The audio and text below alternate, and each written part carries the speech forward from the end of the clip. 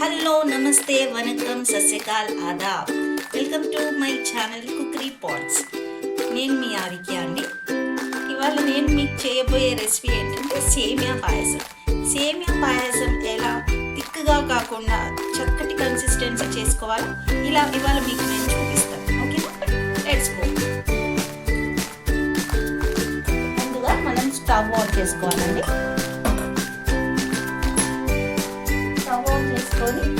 గిన్నె వేడయ్యాక మనము ఈ నీళ్ళు ఏమైనా ఉంటే అవన్నీ ఇంకిపోయేటట్టు చూసుకొని మనం ఒక స్పూన్ నెయ్యి అనేది యాడ్ చేసుకోవాలి. ఇందులో నెయ్యి యాడ్ చేసుకున్నాం. ఇది మంచి స్వచ్ఛమైన దేశీ నెయ్యి అండి. మంచి ప్యూర్ నెయ్యి తీసుకోండి. మంచి ప్యూర్ నెయ్యి తీసుకోండి. నెయ్యి అనేది బాగుంటేనే మీకు సేమియా టేస్ట్ అనేది పర్ఫెక్ట్గా వస్తుంది. ఓకేనా, 1 టేబుల్ స్పూన్ వరకు నెయ్యి యాడ్ చేసుకుందాం. ఓకేనా, నెయ్యి యాడ్ చేసుకొని మనం ఇందులో డ్రై ఫ్రూట్స్ స్టవ్ అనేది సిమ్లో పెట్టుకోవాలి. పెట్టుకొని మనం డ్రై ఫ్రూట్స్ అనేది రోస్ట్ చేసుకున్నామండి. ఓకేనా, మీ ఇంట్లో అవైలబుల్ ఉన్న ఏదైనా డ్రై ఫ్రూట్స్ తీసుకోవచ్చు. నేనైతే మీకు కిష్మిష్, మీ ఇంట్లో అవైలబుల్ ఉన్న ఏ డ్రై ఫ్రూట్స్ అయినా తీసుకోవచ్చు. కిష్మిష్, కాజు, బాదం తీసుకుంటున్నాను నేనైతే. సిరోంజి ఇవన్నీ ఉంటే కూడా తీసుకోవచ్చండి. ఓకేనా, ఇప్పుడు మనం బాదం ఫ్రై చేసుకుందామండి. ఓకేనా, 1 by 1 ఇట్లా అన్నీ ఒక్కొక్క డ్రై ఫ్రూట్ ఫ్రై చేసుకోవాలి. అన్నీ ఒకేసారి వేయకూడదు, ఎందుకంటే ఒక్కొక్కసారి బాదం ఎక్కువ ఫ్రై అయిపోతుంది, కాజు తక్కువ ఫ్రై అయిపోతుంది. అలా ఉండడానికి అవాయిడ్ చేయాలంటే మీరు 1 by 1 ఫ్రై చేసుకోవాలన్నమాట. అన్నీ మొత్తం ఒకేసారి అన్నీ ఒకటేసారి వేసి ఫ్రై చేస్తే కనుక కొన్ని మాడిపోతాయి, కొన్ని ఈవెన్గా ఫ్రై అవ్వవు, కొన్ని అలా అవుతుంది అనమాట. అందుకని మీరు 1 by 1 ఇలా ఫ్రై చేసి మంచిగా బ్రౌనిష్ కలర్లో వచ్చే వరకు ఫ్రై చేయాలి. ఇలా నేను బాదాంని మంచిగా ఇలా ఫైన్ చాప్ చేసుకున్నాను.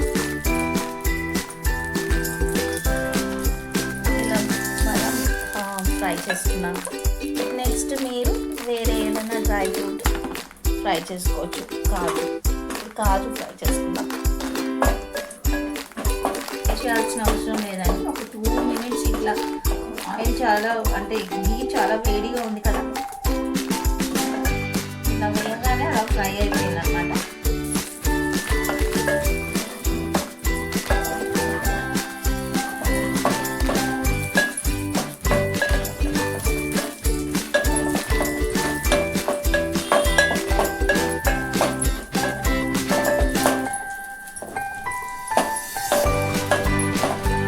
మీరు కిష్మిష్, కాజు, బాదాము, మీ దగ్గర ఉన్న అన్ని డ్రై ఫ్రూట్స్ చక్కగా ఇలా ఫ్రై చేసి పక్కన పెట్టుకోవాలి.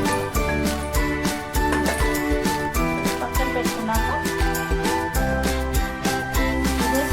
ఇదే మూకుడులో మళ్ళీ కొంచెం గీ వేసుకొని ఇప్పుడు సేమియా ఫ్రై చేసుకోవాలండి. సేమియా నేను 1/2 కప్ తీసుకున్నాను. చూసారా, 1/2 కప్ సేమియా. ఎక్కువ తీసుకోవద్దండి సేమియా ఎప్పుడైనా సరే. 1/2 కప్ సేమియా మాత్రమే తీసుకోవాలి. ఎందుకంటే మీరు ఎక్కువ క్వాంటిటీ తీసుకున్నారనుకోండి అది సేమియా అవ్వదు, ఉప్మా అయిపోతుంది. ఓకేనా, మంచిగా ఇలా golden brown colour, light brown colour వచ్చే వరకు సేమియాని మంచిగా వేపుకోవాలి.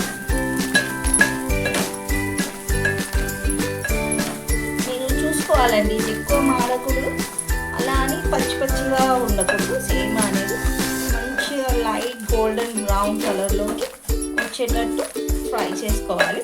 సేమియా క్వాంటిటీ అనేది మీ ఇంట్లో ఎంతమంది మనుషులు ఉన్నారో దాన్ని బట్టి మీరు సేమియా క్వాంటిటీ అనేది తీసుకోవాలి. నేను ఇది 2 మనుషులకు మాత్రమే చేస్తున్నాను కాబట్టి మాకు ఇది సరిపోతుంది. 1/2 కప్ సేమియాకి ఒక 3/4 కప్ షుగర్ అనేది మీకు చెప్తాను నేను మెజర్మెంట్. ఫస్ట్ అయితే మీరు సేమియాని మంచిగా లైట్ గోల్డెన్ బ్రౌన్ కలర్లో ఫ్రై చేసుకోవాలి. మాడకూడదు, దగ్గరే ఉండి చేసుకోండి. మీరు పెట్టేసి స్టవ్ మీద అంటతో వెళ్ళిపోతే మాత్రం మొత్తం మాడిపోతుంది. అది ఇంకా దేనికి యూజ్ అవ్వదు అనమాట. మంచి లైట్ గోల్డెన్ బ్రౌన్ కలర్ వచ్చే వరకు ఫ్రై చేసుకున్నాక కంటిన్యూస్గా స్టిర్ చేసుకుని ఉండాలి. ఇలా అప్పుడు మీకు కలర్ అనేది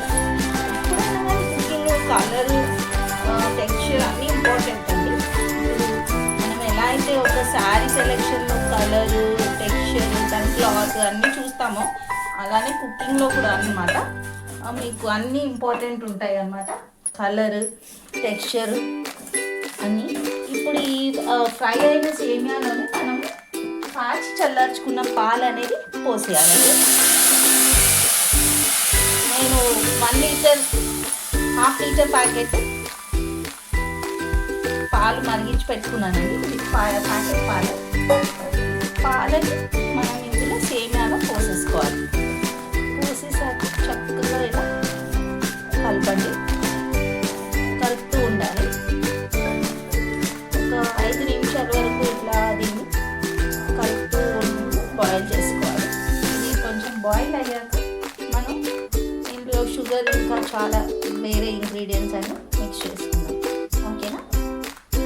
ఈ సేమియా అనేది ఎలా అంటే కొంతమందికి ముద్దగా అయిపోతూ ఉంటుందండి. అలా ముద్దగా అవ్వాలంటే నేను చెప్పిన టిప్స్ కంపల్సరీ ఫాలో అవ్వండి. ఫస్ట్ టిప్ ఏంటంటే సేమియా మీరు ఎక్కువ క్వాంటిటీ తీసుకోవద్దు. దానికి డబుల్ క్వాంటిటీ అనేది మిల్క్ ఉండాలి.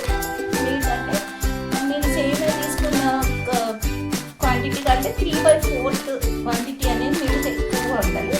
ఇది మీకు అట్లా మిల్క్ ఫ్లేవర్ ఎక్కువ ఇష్టం లేదంటే కొంచెం వాటర్ కూడా యాడ్ చేసుకోవచ్చు. ఓకేనా?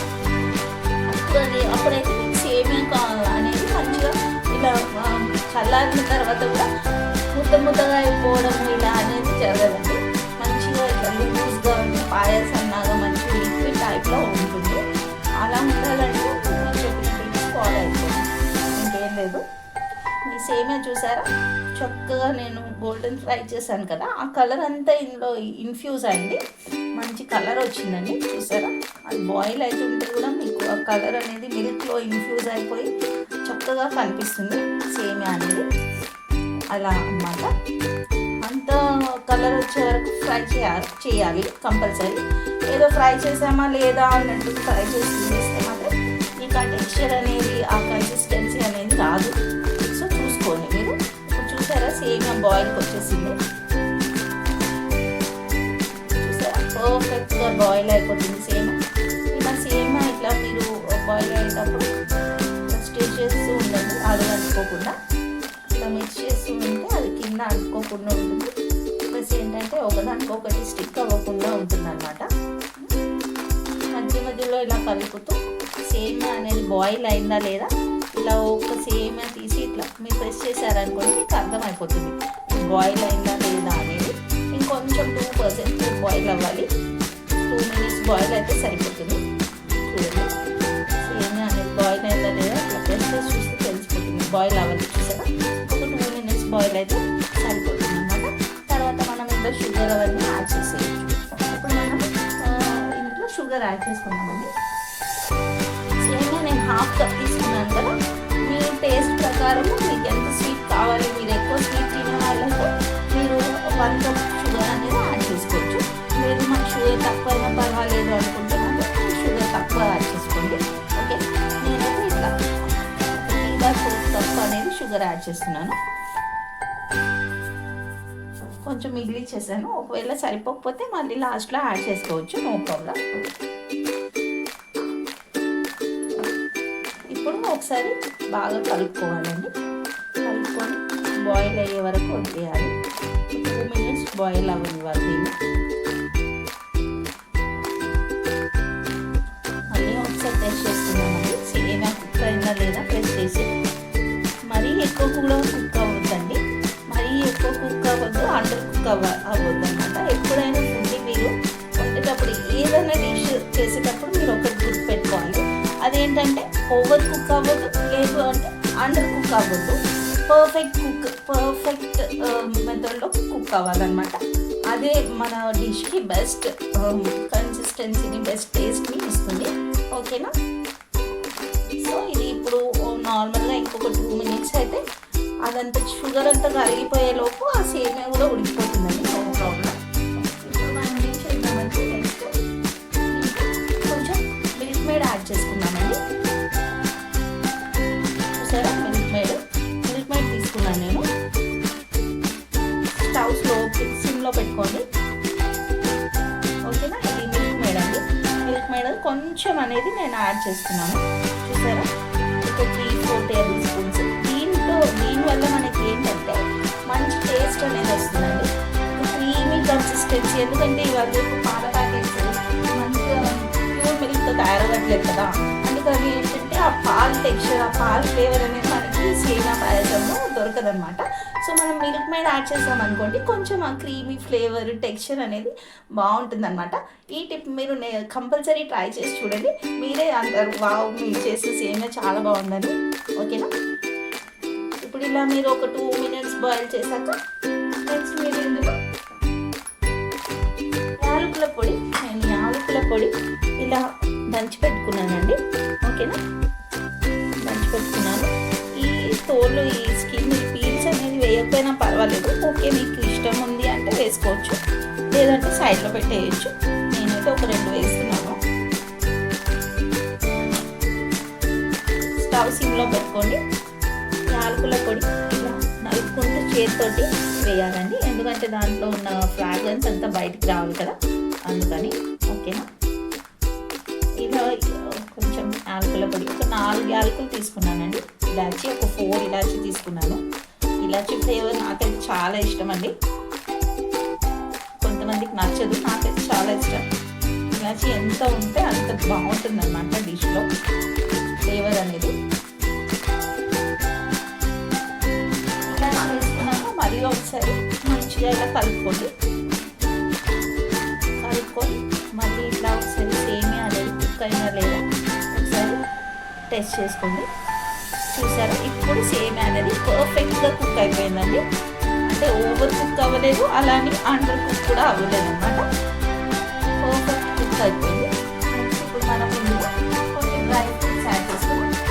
చూసారా, డ్రై ఫ్రూట్స్ కొన్ని మనం గార్నిషింగ్ కోసం పెట్టుకున్నాం. ఓకే,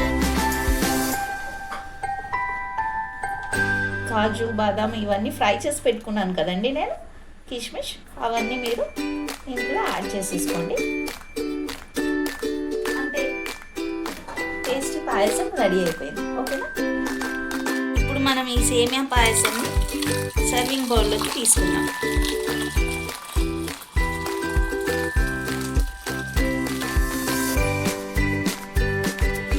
ఓకేనా,